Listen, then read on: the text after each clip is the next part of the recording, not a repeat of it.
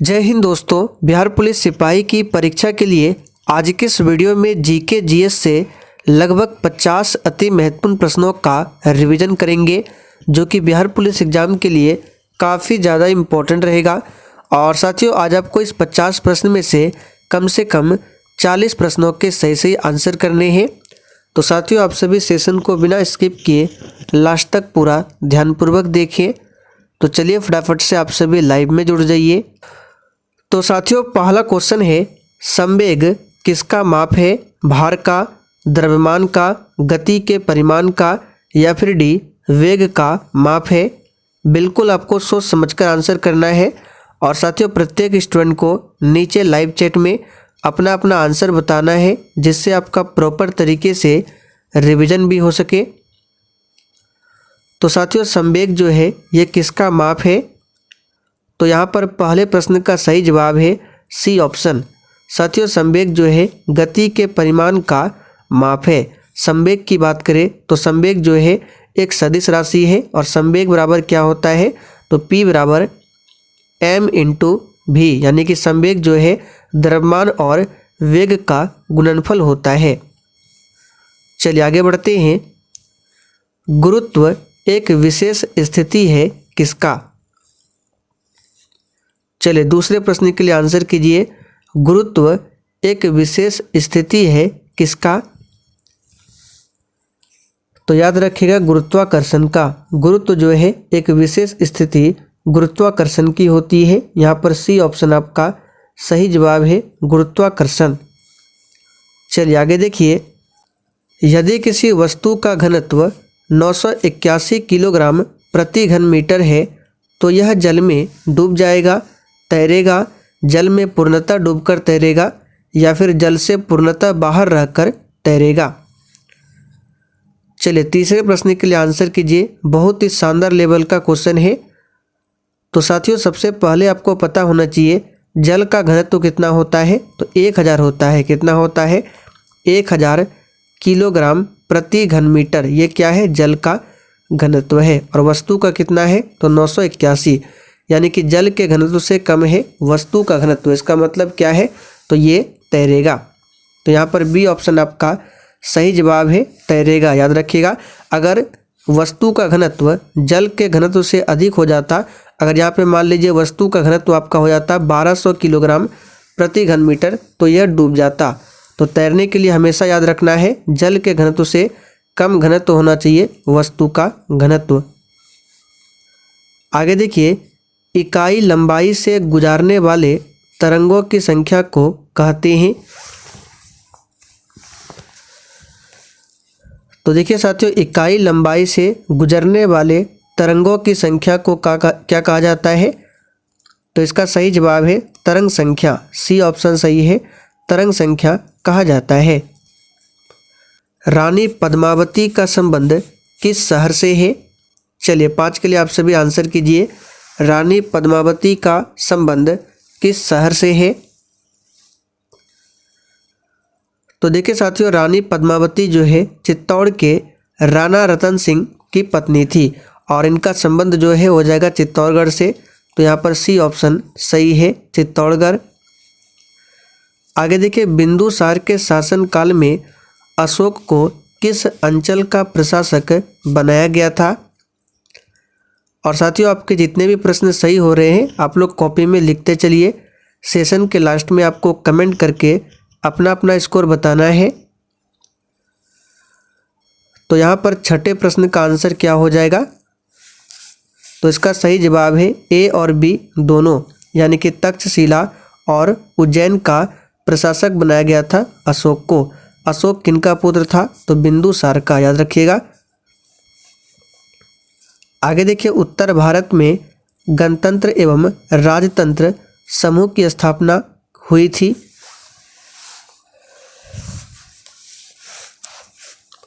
तो साथियों, उत्तर भारत में गणतंत्र एवं राजतंत्र समूहों की स्थापना जो है 6ठी शताब्दी ईसा पूर्व में हुई थी। यहाँ पर सी ऑप्शन आपका सही जवाब है।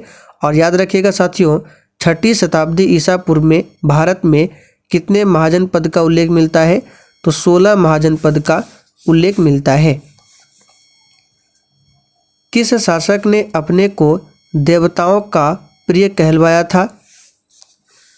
चलिए, बिल्कुल टॉप लेवल का क्वेश्चन है, आंसर कीजिए। और अगर आपने अभी तक सेशन को लाइक नहीं किया है तो प्लीज़ आप सभी से रिक्वेस्ट है कि आप सभी सेशन को साथ में लाइक भी करते चलें। तो साथियों, किस शासक ने अपने को देवताओं का प्रिय कहलवाया था? तो अशोक ने। सी ऑप्शन आपका सही जवाब है, अशोक। दीपू दर्रा कहाँ पर स्थित है? बिल्कुल इसी टाइप का क्वेश्चन आपके एग्जाम में पूछा जाएगा, इसलिए साथियों आप लोग डेली क्लास को अटेंड कीजिए। क्लास का टाइमिंग है डेली रात 8 बजे से। तो साथियों, दीपू दर्रा जो है याद रखिएगा कहाँ पर स्थित है। तो सिंपल क्वेश्चन है, यहाँ पर इसका सही जवाब हो जाएगा बी ऑप्शन, ये हो जाएगा अरुणाचल हिमालय में स्थित है दीपू दर्रा। बोंडीला दर्रा पूछा जाता है, वो भी अरुणाचल प्रदेश में है। बाड़ा लाचा दर्रा पूछा जाता है, हिमाचल प्रदेश में है। जोजिला दर्रा पूछे जम्मू कश्मीर, नीति दर्रा पूछे Uttarakhand. All India trade union Congress के बम्बई अधिवेशन की अध्यक्षता किसने किया था?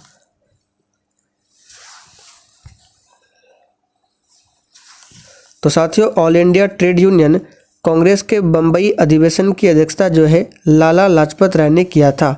किसने किया था? लाला लाजपत राय ने। यहाँ पर सी ऑप्शन आपका सही जवाब है। और इस अधिवेशन के प्रथम सचिव कौन थे? तो पूछा जाता है कभी कभी, चीमन लाल। याद रखिएगा, ऑल इंडिया ट्रेड यूनियन के प्रथम अधिवेशन के सचिव कौन थे? तो चीमन लाल। चट्टान कितने प्रकार की होती है?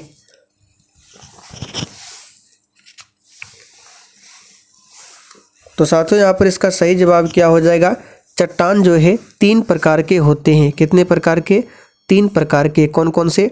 तो पहला चट्टान है आग्नेय चट्टान, दूसरा है आपका अवसादी चट्टान, और तीसरा चट्टान जो है वो है कायांतरित चट्टान। तो याद रखिएगा, चट्टान जो है 3 प्रकार के होते हैं।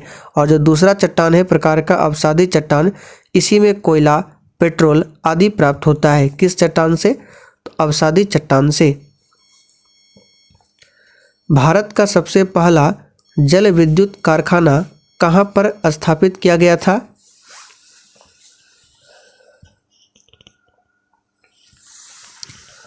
तो साथियों, भारत का सबसे पहला जो जल विद्युत कारखाना है कहाँ पर स्थापित किया गया था? तो शिव सुंदरम में स्थापित किया गया था। ऑप्शन के अकॉर्डिंग चलना है। यहाँ पर पहला ऑप्शन आपका सही जवाब है। और शिव सुंदरम जो ये कारखाना है किस नदी पर है? तो कावेरी नदी पर है, याद रखिएगा। चलिए आगे बढ़ते हैं। भारत में सीमेंट का उत्पादन सर्वप्रथम कहाँ प्रारंभ हुआ था?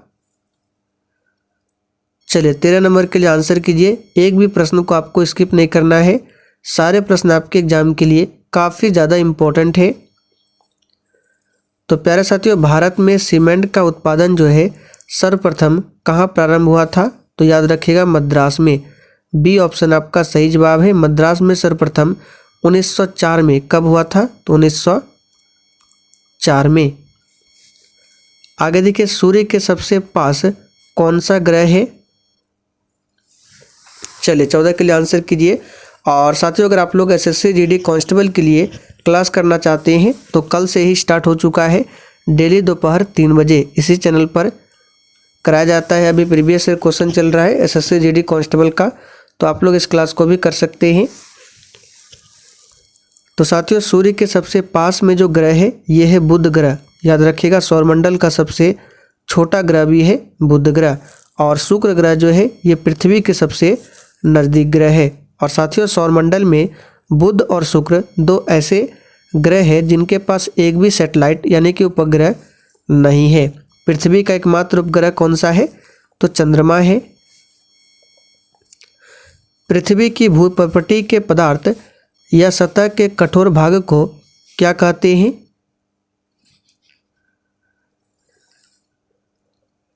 तो यहाँ पर इसका सही जवाब क्या हो जाएगा? तो चट्टान या सील कहा जाता है। भूकंप का सर्वाधिक प्रभाव खाली स्थान पर होता है।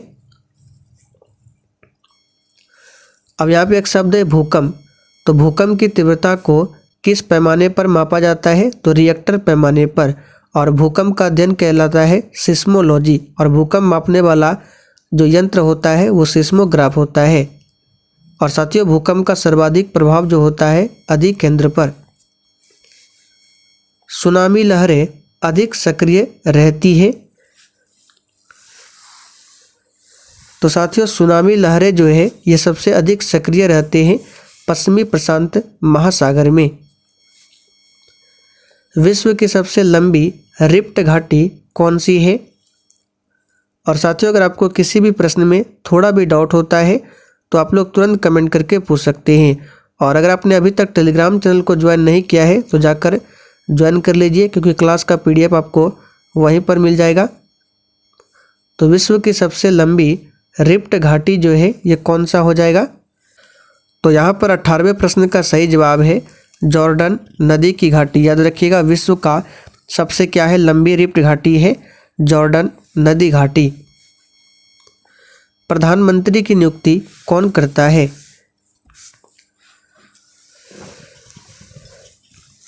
तो साथियों, प्रधानमंत्री की नियुक्ति कैसे होता है? तो लोकसभा में जो बहुमत दल का नेता होता है उसी व्यक्ति को राष्ट्रपति प्रधानमंत्री के रूप में नियुक्त करता है। तो यहाँ पर पहला ऑप्शन आपका सही जवाब है। और प्रधानमंत्री बनने के लिए उम्र सीमा क्या है? तो मिनिमम जो है 25 वर्ष है। चलिए आगे देखिए, भूकंप सर्वाधिक किस क्षेत्र में आते हैं? चलिए 20 के लिए आंसर कीजिए फटाफट से। और साथियों, जिन्होंने अभी तक सेशन को लाइक नहीं किया है फटाफट से आप सभी सेशन को भी साथ में लाइक करते चलें। तो साथियों, भूकंप जो है सर्वाधिक किस क्षेत्र में आता है? तो याद रखिएगा पूर्वी एशिया क्षेत्र में। आगे देखिए, भारत की सबसे पुरानी पर्वत श्रृंखला कौन सी है? तो इसके बारे में हमने भी पहले आपको बहुत बार बताया है। भारत की सबसे पुरानी पर्वत श्रृंखला जो है वो अरावली पर्वत श्रृंखला है। याद रखिएगा। तो यहाँ पर डी ऑप्शन आपका सही जवाब है। और इस पर्वत श्रृंखला की सबसे ऊंची चोटी का नाम क्या है? तो गुरु शिखर। और सबसे नवीनतम पर्वत श्रेणी पूछे तो हिमालय है। अंग्रेजों के विरुद्ध युद्ध करते हुए कौन मारे गए थे?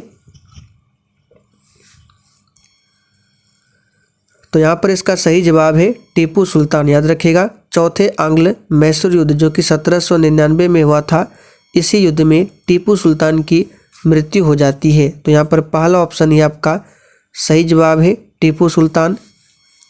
Fill in the blank with appropriate article given in the option. यहाँ पे देखिए सेंटेंस दिया हुआ है फ्रेंच इज खाली स्थान इजी लैंग्वेज। तो यहाँ पर इसका आंसर हो जाएगा बी ऑप्शन, एन होगा। French is an easy language. आगे देखिए, translate the given sentence into Hindi. यहाँ पे सेंटेंस है the Ganga comes from the Himalaya.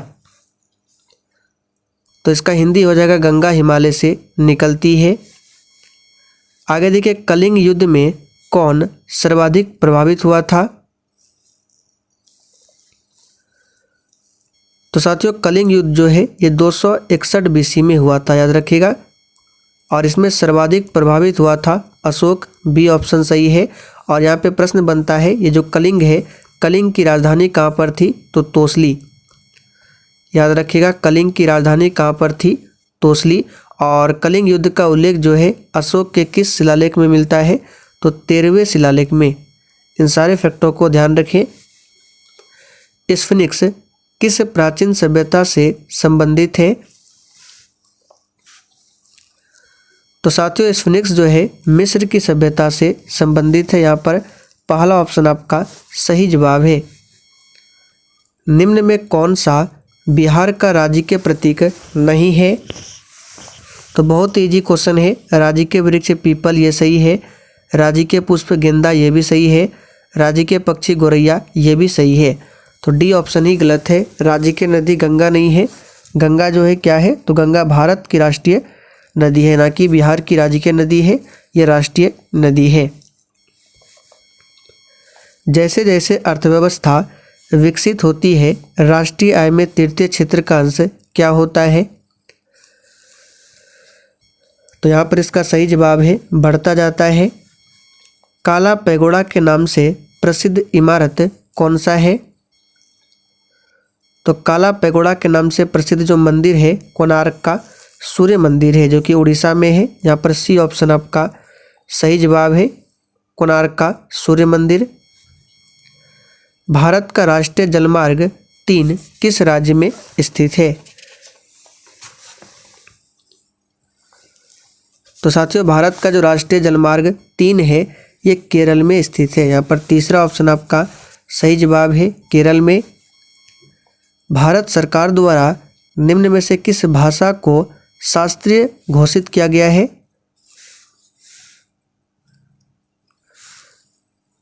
तो यहाँ पर इसका सही जवाब हो जाएगा इन चारों ऑप्शन में से उड़िया भाषा को। और वर्तमान समय में टोटल 6 शास्त्रीय भाषा है, तमिल, संस्कृत, तेलुगु, कन्नड़, मलयालम और क्या है, ओडिया। यूनेस्को के विश्व धरोहर सूची में स्थान बनाने वाला पहला भारतीय शहर कौन सा है? तो याद कर लीजिए, एग्जाम के लिए इंपॉर्टेंट क्वेश्चन है। पहला भारतीय शहर अहमदाबाद है। यहाँ पर डी ऑप्शन आपका सही जवाब है। यूनेस्को की बात करें तो इसकी स्थापना 1945 में किया गया था। इसका हेडक्वार्टर फ्रांस की राजधानी पेरिस में है। भारत में प्रथम रेलवे लाइन निम्नलिखित में से किसने बिछवाई थी?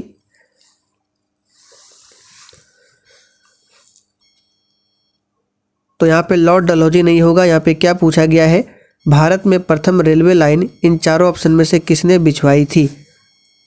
तो यहाँ पर इसका सही जवाब हो जाएगा जॉर्ज क्लार्क ने बिछवाई थी। तो आंसर आपका यहाँ पर सी होगा। और ये किसके समय में हुआ था? तो लॉर्ड डलहौजी के समय में। धूपगढ़ की सर्वोच्च चोटी किस श्रेणी का है? चलिए आंसर कीजिए फटाफट से।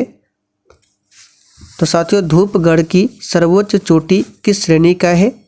तो यहाँ पर इसका सही जवाब हो जाएगा सतपुड़ा श्रेणी की सबसे ऊंची चोटी का नाम क्या है? धूपगढ़। याद रखिएगा, सतपुड़ा की पहाड़ियाँ किस राज्य में है? तो मध्य प्रदेश में है, ध्यान रखेंगे।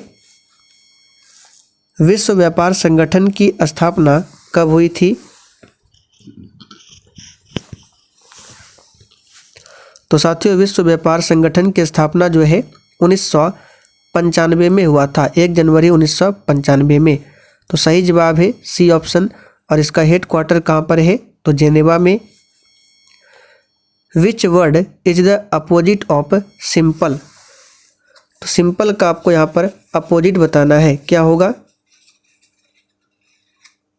तो यहाँ पर 37 का आंसर क्या हो जाएगा? सिंपल का अपोजिट क्या हो जाएगा? चलिए, तो इसका आंसर हो जाएगा सिंपल का आपका कॉम्प्लेक्स। कॉम्प्लेक्स का मतलब होता है जटिल, सिंपल का मतलब होता है सीधा। आगे देखिए, भारतीय संविधान की प्रारूप समिति के अध्यक्ष कौन थे? तो प्रारूप समिति, जिसको ड्राफ्टिंग कमेटी भी कहा जाता है, इसमें साथियों टोटल 7 सदस्य थे। और इसके अध्यक्ष कौन थे? तो डॉक्टर भीमराव अंबेडकर। डॉक्टर भीमराव अंबेडकर को संविधान का जनक भी माना जाता है। और संविधान के सलाहकार पूछे कौन थे? तो VN राव। यदि राष्ट्रीय आपातकाल घोषित किया जाता है तो उसे प्रत्येक कितने बाद संसद का अनुमोदन प्राप्त करना आवश्यक होता है? तो हमने पॉलिटी क्लास में आपको बताया था 6 माह, याद रखिएगा। देशी रियासतों के एकीकरण का श्रेय किसको जाता है? तो यहाँ पर इसका सही जवाब है सरदार वल्लभ भाई पटेल को। सरदार वल्लभ भाई पटेल को भारत का बिस्मार्क भी कहा जाता है और इन्हें लौह पुरुष के नाम से जाना जाता है। और इन्होंने ही 1928 के बारदोली सत्याग्रह का नेतृत्व किया था। भारतीय संविधान की 8वीं अनुसूची में कौन सी भाषा वर्ष 2003 में जोड़ी गई थी? तो देखिए, 8वीं अनुसूची की बात करें तो पहले जो है इसमें 14 भाषाएं थी, लेकिन वर्तमान में टोटल 22 भाषाएं हैं। तो 2003 में कौन सी भाषाएं जोड़ी गई? तो इसका सही जवाब हो जाएगा यहाँ पर संथाली भाषा को जोड़ा गया था। तो यहाँ पर डी ऑप्शन आपका सही जवाब है। अधिकार सामाजिक जीवन की वे दशाएं हैं जिसके बिना मनुष्य अपना पूर्ण विकास नहीं कर पाता है, यह कथन किसका है? चलिए आंसर बताएंगे फटाफट से। तो 42 का यहाँ पर आंसर क्या हो जाएगा? तो ये हो जाएगा लॉस्की का कथन है। 49वीं पैरेलल किन दो देशों के बीच की सीमा रेखा है? तो साथियों 49वीं समांतर रेखा जो है किन दो देशों के बीच में है? तो यूएसए और कनाडा के बीच में है। यहाँ पर बी ऑप्शन आपका सही जवाब है। अधिकांश मौसमी घटनाएं किसमें संपन्न होती है? तो इस प्रश्न को हमने आपको बहुत बार बताया है कि अधिकांश मौसम संबंधी जितनी भी घटनाएं घटित होती है वो क्षोभ मंडल में घटित होती है। क्षोभ मंडल के ऊपर आता है समताप मंडल और इसी समताप मंडल में ओजोन लेयर पाया जाता है। किस अवधि में पूरा भारतवर्ष दक्षिण पश्चिमी मानसून के प्रभाव में आ जाता है? तो ये समय है 20 से 30 जून तक। अजंता और एलोरा की गुफाएं किस राज्य में स्थित है? तो देखिए साथियों, अजंता और एलोरा की गुफाएं जो है महाराष्ट्र राज्य में स्थित है। किस राज्य में? महाराष्ट्र राज्य में स्थित है, याद रखिएगा। गुजरात विजय की यादगार में अकबर ने निम्नलिखित में से किसका निर्माण कराया था? तो साथियों यहाँ पर इसका सही जवाब है बुलंद दरवाजा का निर्माण करवाया था, याद रखिएगा। बुलंद दरवाजा कहाँ पर है? तो फतेहपुर सीकरी में है। चारागाह को पंपास कहा जाता है। चलिए आंसर बताएंगे। पंपास जो घास स्थल है इसको कहाँ पर कहा जाता है? पंपास। तो 48 का सही जवाब क्या होगा? B option. चारागाह को दक्षिण अमेरिका में पंपास कहा जाता है। हीराकुंड बांध किस नदी पर बना है? चलिए आंसर बताएंगे। और साथियों आपको ध्यान रखना है, चारागाह को पंपास कहा जाता है कहाँ पर? दक्षिण अमेरिका में। और अर्जेंटीना में घास भूमि को कहा जाता है पंपास। तो दोनों याद रखेंगे। पंपास अगर घास भूमि को पूछे कहाँ कहा जाता है तो अर्जेंटीना में घास भूमि को कहा जाता है पंपास, और चारागाह को दक्षिण अमेरिका में पंपास कहा जाता है। तो दोनों फैक्टों को ध्यान रखें। हीराकुंड बांध किस नदी पर बना है? तो सिंपल सा क्वेश्चन है, महानदी पर बना है उड़ीसा में। और याद रखिएगा सबसे लंबा बांध है हीराकुंड बांध। हिमालय की सर्वोच्च श्रेणी कौन सी है?